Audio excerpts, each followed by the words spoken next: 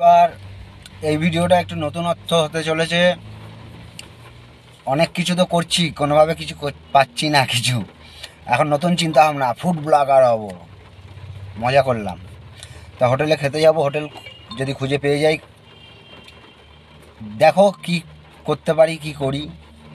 ভালো লাগলে ভালো, ভালো না লাগলে দিও গালাগালি। চলো এগিয়ে চলো। তো আমি চলে আসলাম আস্তে আস্তে শারদানগরের যে বড় মাঠ, তার পাশে দেখো পরপর সব গাড়ি দাঁড়িয়ে। এখানে পরপর হোটেল আছে। এখানে একটা দিদিভাইয়ের হোটেল আছে, সেই হোটেলে আমরা বেশিরভাগই খাই। আমরা বন্ধুবান্ধবরা যখনই আসি একসঙ্গে আগে হতাম, তখন বাজার ভালো ছিল, সবাই একসঙ্গে হতাম। একটু তেলপুরিও এখানে আসতে কোনো গায়ে লাগতো না, এখন আসা হয় না। তো চলো গাড়িটা পার্কিং করব। ওই যে হোটেলটা রয়েছে, সবাই তো সেভেন স্টার হোটেলে খায়। এটা হচ্ছে আমাদের 7 স্টার হোটেল। 7 স্টার কি 10 স্টার হোটেল।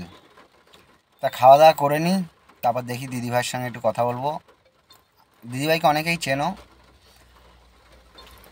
তা খাওয়া দাওয়া করলাম। এই যে সবাই তো 7 স্টার হোটেলের অ্যাডভাইস করে, ভিডিও করে, সকলেই চেনো। আমাদের সাধারণ খাবার মানুষের খুব সুন্দর 7 স্টার হোটেল এই দিদিভাইয়ের হোটেল। তা দিদিভাইয়ের সঙ্গে কথা বলো। এটা কোন জায়গায় দিদিভাই? বলো ভালো করে। অনেকেই চেনো দিদিভাইকে আশা করি। অনেকেই চেনে সবাই। হ্যাঁ, বেশিরভাগ মানুষই চেনো তোমরা।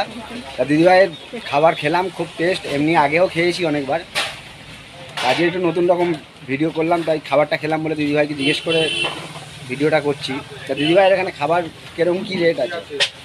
রেট রিজনেবল, রেট বেশি হাইফাই নয়। এখানে সব সকাল থেকে তো বাসওয়ালারাই বেশি খায়, 2-3 বার, ওই জন্য দাম আমরা বেশি বাড়াই না। যা দাম একদম রিজনেবলই রাখতে হয় এখানে। ওরাই তো 3-4 বার খায় আমাদের কাছে।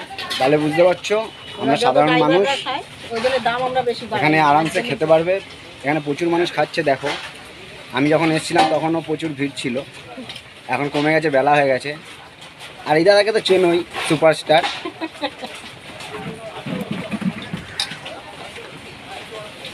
তো খাবারটা খুব ভালো খেলাম, তাই ভাবলাম একটু ভিডিও করে নিই।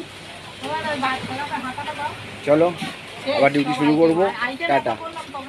আইটেম সব শেষই হয়ে গেছে, এখন অনেক বেলা হয়ে গেছে। তো আসলে কাতলা মাছ মনে হচ্ছে, এটা রুই।